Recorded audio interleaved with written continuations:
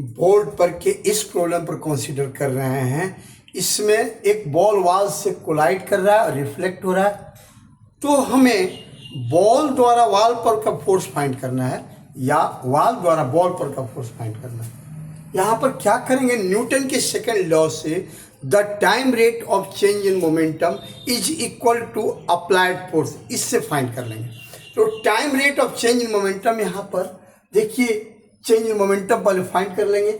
0.5 kg का 10 metre पर second velocity से मूव कर रहा है और जिस एंगल पर इंसिडेंट हो रहा है उतने एंगल पर यहाँ पर बैक भी हो जा रहा है। तो ठीक है, यहाँ पर चेंज इन मोमेंटम के लिए हम सबसे फास्ट वे से देख रहे हैं कि ये जो मोमेंटम है वेक्टर क्वांटिटी है, इसके टू डायरेक्शन में, टू म्यूचुअली परपेंडिकुलर डायरेक्शंस में कंपोनेंट लेते हैं।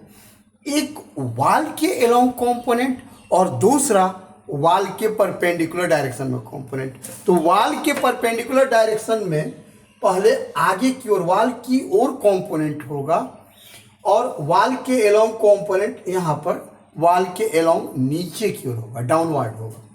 जब रिफ्लेक्शन के बाद की बात करते हैं तो वॉल के परपेंडिकुलर कंपोनेंट जो होगा वॉल से अवे होगा और वॉल के अलोंग जो कंपोनेंट होगा वह डाउनवर्ड होगा। यानी जो इनिशियल कंपोनेंट वॉल के अलोंग था मोमेंटम का, उतना ही ये रिफ्लेक्शन के बाद भी कंपोनेंट मिल रहा है वॉल के अलोंग, यानी उसमें कोई चेंज नहीं हो रहा है। चेंज किस में हो रहा है?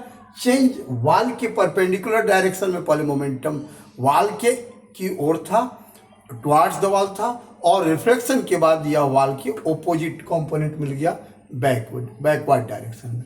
तो इसमें चेंज जब देखेंगे तो डायरेक्शन ऑपोजिट है, तो जब सब्ट्रैक्ट करेंगे तो क्या होगा, ऐड हो जाएगा। तो देखिए कितना आ जाएगा, change in momentum delta p is equal to, देखो बाबू इनिशियल यहाँ पर मास दिया हुआ है 0.5 kg है, इनिशियल वेलोसिटी 10 मीटर पर सेकेंड है और ये इसका कंपोनेंट 60 डिग्री एंगल पर लेना है तो इंटू कॉस 60 डिग्री।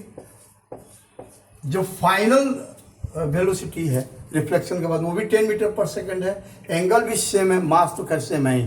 तो इस सिचुएशन में कंपोनेंट सेम ही आएगा। चेंज इन मोमेंटम फाइंड करेंगे तो ऐड होकर डबल हो जाएगा, तो इंटू 2 हो जाएगा यहाँ। तो force F is equal to delta p upon delta t हो जाएगा न्यूटन के सेकेंड लॉ ऑफ मोशन से।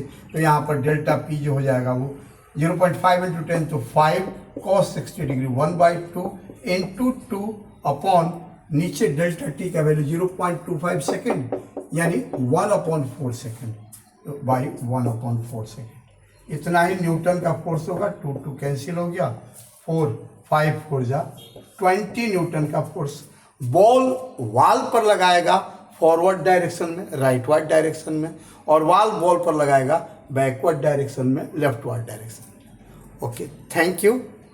नेक्स्ट वीडियो मिलते हैं।